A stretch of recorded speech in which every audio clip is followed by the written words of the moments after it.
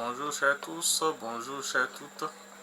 Bienvenue sur cette vidéo qui vous parlera de quelques astuces ou d'une astuce sur la façon de faire le plein d'énergie au réveil, d'éliminer le stress, d'aider votre foie à mieux se porter et d'avoir la pêche. Avant de continuer, abonnez-vous, aimez, partagez, activez la cloche de notification. Le fruit dont nous allons parler est un fruit incontournable dans notre cuisine. Il entre dans de nombreuses sauces, pour ne pas dire qu'il est à lui tout seul la sauce. Ce fruit a de nombreuses propriétés pharmacologiques.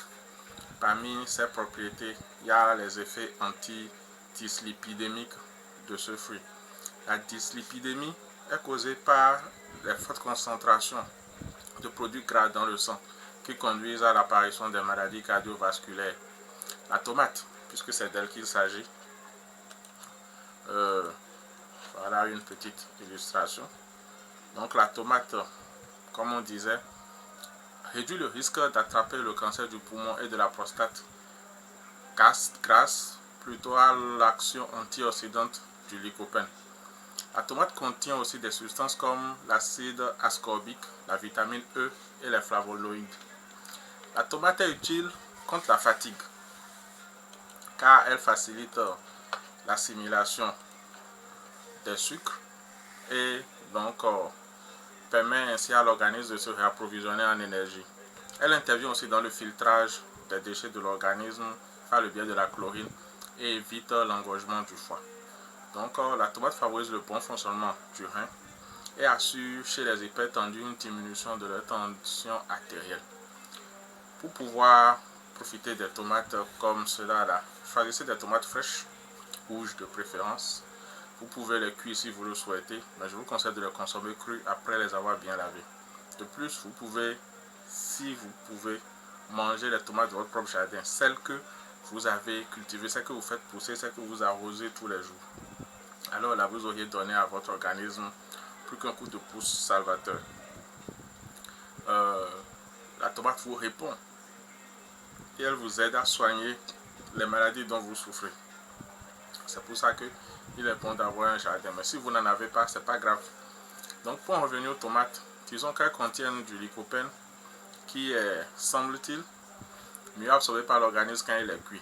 Mais la cuisson, comme on l'a dit précédemment, reste facultative. Une légère cuisson peut se faire avec un petit peu d'huile, un filet d'huile, vous voyez. Vous pouvez pépiner et éplucher la tomate avant l'utilisation si elle vous irrite. Personnellement, je la mange entière avec un peu d'ail et un peu d'oignon si possible. J'ai eu à faire une petite vidéo sur l'ail, la consommation de l'ail et sur l'usage qu'on peut faire des épluchures d'ail et tout.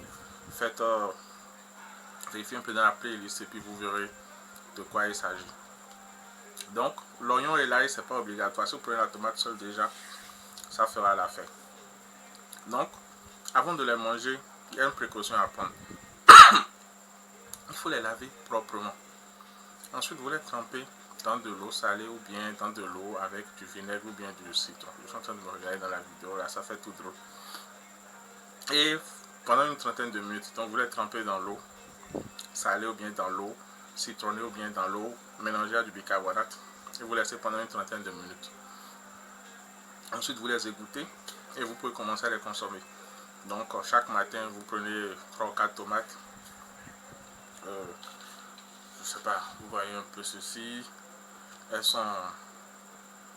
La taille n'est pas mal et tout. Donc, vous pouvez utiliser ça comme ceci. Vous voyez, 3 ou 4 chaque matin et ça fera l'affaire.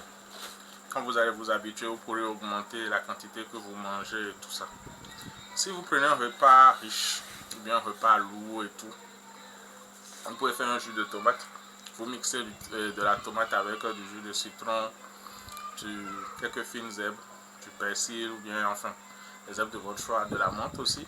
C'est assez agréable la menthe.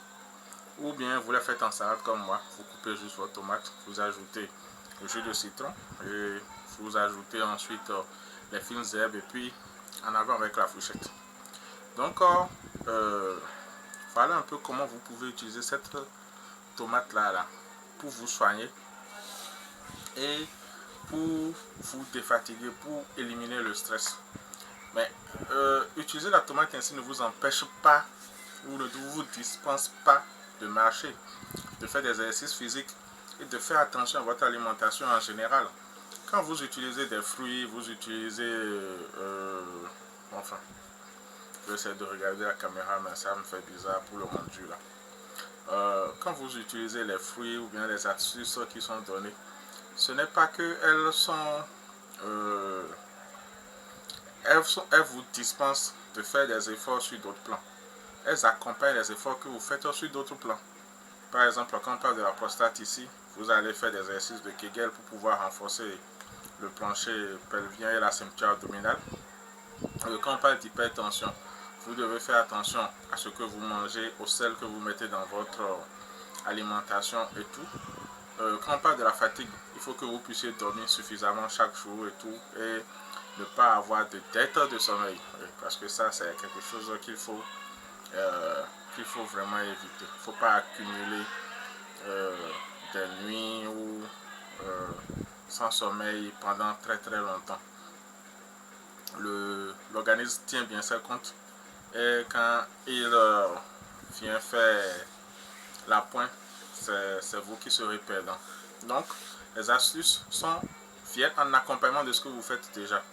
Donc n'hésitez pas à faire beaucoup plus d'efforts et la nature vous le rendra. C'est aussi simple que ça. Donc comme on l'avait dit au départ, abonnez-vous, partagez, aimez, parlez-en à vos amis et sachez que vous êtes le seul responsable de votre santé. Personne d'autre ne l'est. C'est vous seul qui êtes responsable de votre santé. Bon, merci. Sur ce, je vais mettre fin à cette vidéo. On se dit à la prochaine. Ciao. Bye bye.